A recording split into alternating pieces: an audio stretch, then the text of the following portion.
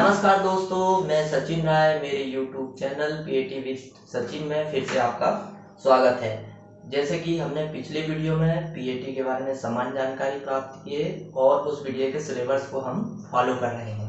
तो आज हम जानेंगे कृषि के क्षेत्र में विभिन्न क्रांतियाँ कि कौन सी क्रांति का संबंध किस क्षेत्र से है और उस क्रांति का संबंध किस व्यक्ति से है।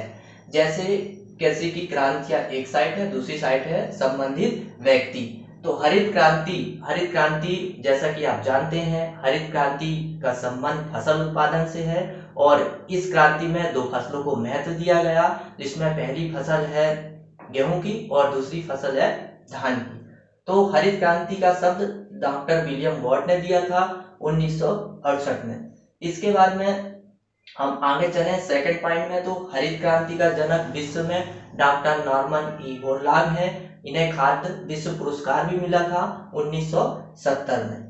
और नंबर 3 में हम बात करें तो भारत में हरित क्रांति का जनक डॉक्टर एम.एस. स्वामीनाथन है और इन्हें विश्व खाद्य पुरस्कार 1987 में मिला था दोस्तों। और हमारे भारत में हरित क्रांति की शुरुआत 1966-67 में हुई थी। इसके बाद हम बात करें हरित क्रांति चयनित दो फसलें थी, गेहूं और धान की फसलें, जिसमें इनको उत्पादन बढ़ाने में प्रोत्साहन दिया गया था और नए नए किस्में भी लाई गई थी, जैसा लार्वा रोजो है, नॉरिन 10 है। तो दोस्तों नंबर 5 पॉइंट की हम बात करें, जिसमें हरित क्रांति के समय भारत के कृषि मंत्री कौन थे? श्री सुब्रमण्यम। इसके बाद में नंबर 6 पॉइंट की हम बात करें तो हरित क्रांति सबसे अधिक असर किस राज्य में पड़ा? तो भारत में जब हरित क्रांति आई 1966-67 में, तो सबसे ज्यादा पंजाब हरियाणा में इसका असर पड़ा और यहाँ पर भी प्रति हेक्टेयर उत्पादन सबसे ज्यादा होने लगा। जैसे कि अभी हम पंजाब की बात करें तो पंजाब जो है भारत का सबसे अधिक गेहूं उत्पादन वाला राज्य है प्रति हेक्टेयर। इसके बाद में नंबर 7 पॉइंट की हम बात करें तो हरित क्रांति के लिए बौनी किस्म कौन सी थी जो अधिक उत्पादन देती थी, जिसे हमारे विश्व के हरित क्रांति के पिता जैसे नॉर्मन ई बोरलॉग ने नॉरिन 10 जी के माध्यम से एक किस्म गेहूं की निकाले थे, नॉरिन 10।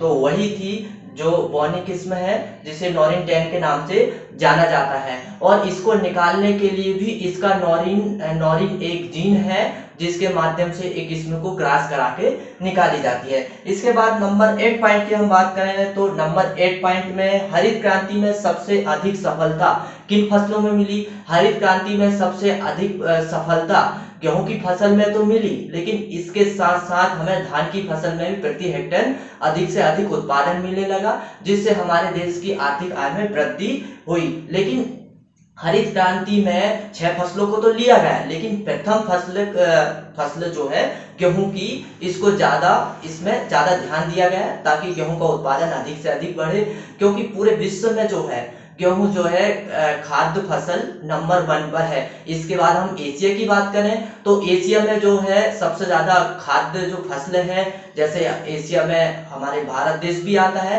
तो 90% जो है वहाँ धान की फसल है।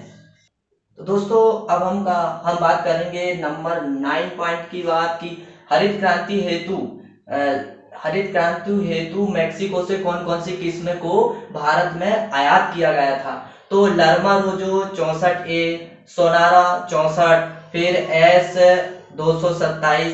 एक किस्म जो है एक गेहूं की किस्म है जो मेक्सिको से भारत में लाई गई थी और किसके द्वारा? एम.एस. स्वामीनाथन के द्वारा। अब इसकी हम बात करेंगे हम नंबर 10 की।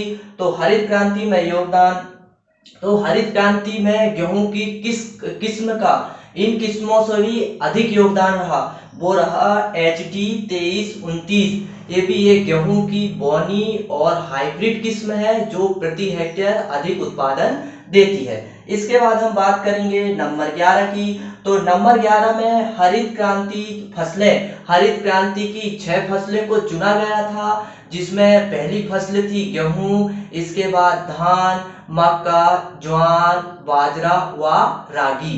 इन फसलों को माध्यम रखा गया था ताकि इन फसलों में अधिक से अधिक उत्पादन बढ़ाया जा सके। इसके बाद हम नंबर 12 की हम बात करें तो द्वितीय हरित क्रांति का लक्ष्य क्या है, यानी इस क्रांति के बाद जब द्वितीय हरित क्रांति चलाई जाएगी तो उसका लक्ष्य ये है कि जहां पर सूखा क्षेत्र है, यानी कि जल की सूखे क्षेत्र में जहां जल का प्रबंध नहीं हो पा रहा है वहां का जल का प्रबंध करना और जैविक खेती को प्रोत्साहन करना, और इसके बाद में फसलों का अधिक से अधिक उत्पादन बढ़ाया जाए और वहां पर ऐसी किस्म को लाया जाए ताकि कम पानी में अधिक से अधिक उत्पादन दे सके। तो दोस्तों बस आज के लिए ही इतना है, बस इतना। जैसे कि आज हमने कृषि के क्षेत्र में विभिन्न क्रांतियों के बारे में बात किए और उनसे संबंधित व्यक्तियों के बारे में भी बात किए, जैसे नॉर्मन बोरलॉग जो विश्व के हरित क्रांति के पिता माने जाते हैं, ये तो आपको पता ही है। और जैसे भारत के डॉक्टर एम.एस. स्वामीनाथन जिन्हें 1987 में विश्व खाद्य पुरस्कार मिला, ये भारत के बहुत प्रसिद्ध वैज्ञानिक है। इनके माध्यम से 1966 में हरित क्रांति लाई गई और क्रांतियों में सबसे ज्यादा किस फसल का योगदान रहा, एच डी 23-29 जो गेहूं की फसल है इसका सबसे ज्यादा योगदान रहा। तो बस आज के इस वीडियो में बस इतना ही। यदि आपको मेरा वीडियो पसंद आया हो तो लाइक शेयर एवं सब्सक्राइब जरूर करें। Thank you.